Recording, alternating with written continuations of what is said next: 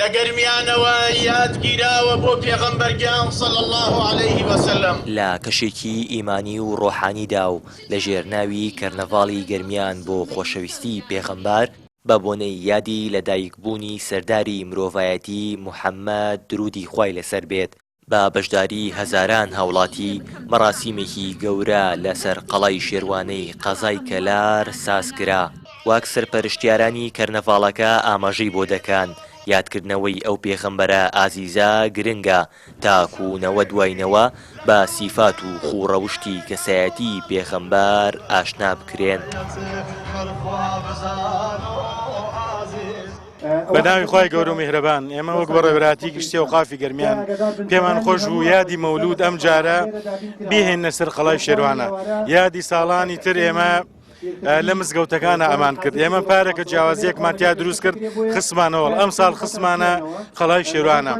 مەبەست و هەدەفی ئێمەی شەوەیە کام یادە جگە لەوەی لە مانگی مەولودا ئێمە خۆشەویستی دەرەبڕین وە پێغەمبەر عەلەیهی سەڵات وسەلام و گۆڕانکە ئەمە زیاتر پەیوەندی بە کەلتوری نەتەوەی خۆشمانەوە هەیە.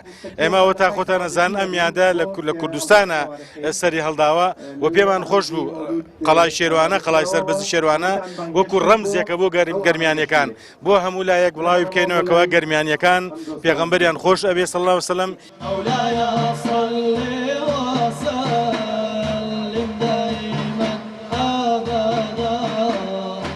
هاوڵاتیان و بەشداربووانیش با دڵێکی پڕ لە خۆشەویستی ئەو پێغەمبەرە درودی خوای لەسەر بێت بەشداریان لە یادەکەدا کرد و سۆز و پەیمانیان بۆ ئایینەکەی دووپات کردەوە. هەموو مسلمانان لە هەموو کاتێ لە 12 ڕەبیع ئەوەل کە یادی پێغەمبەری خوایە صلی الله عليه وسلم کەوا ئێمەی هێناوە بۆ ئەم سەر قەڵا کەوا یادی بکەین کە خۆشەویستی خۆمان دەربڕین بۆ پێغەمبەری خوا. إن الله وملائكته يصلون على النبي يا أيها الذين آمنوا صلوا عليه وسلموا تسليما لبيك. ئێمەی مسلمان ئیشتانە ئەم یادە کەمە یادی ئەەکەین ئەمە خۆشەویستیەنی ئەمە هەنێکە لە خۆشەویستی.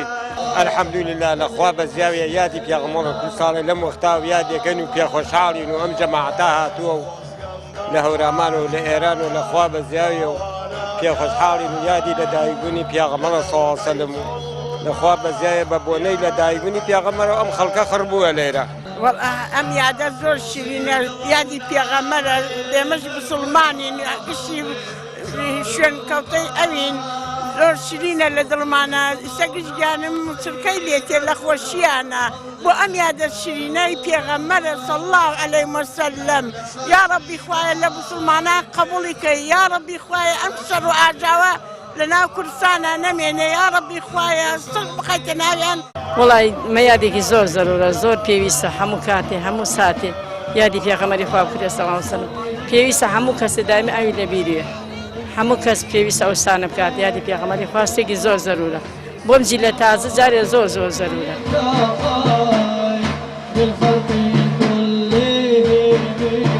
مانگی ڕەبیعی یەکەمی هەموو ساڵێک لە سەرانسەری جیهان و هەرێمی کوردستانیش یادی لەدایکبوونی پێغەمبەری مەزن درودی خوای لەسەر بێت لە کۆبوونەوەی جەماوەری بەرفراواندا دەکرێتەوە. ئەم ساڵیش هەرێمی کوردستان جۆش و خڕۆشێکی بێوێنەی بۆ ئەو یادە بەخۆیەوە بینی. هاوڵاتیان بە پەرۆشەوە بەشداریان لە ئاهەنگەکانی مەولوددا کرد و لە ناوچە جیاوازەکان چالاکی جۆرا و جۆریان بەڕێوە برد. هاوار محەممەد کەناڵی ئاسمانی پەیام گەرمیان. دوایش و ئالەمە بۆ قەلبی خاوەن ئالە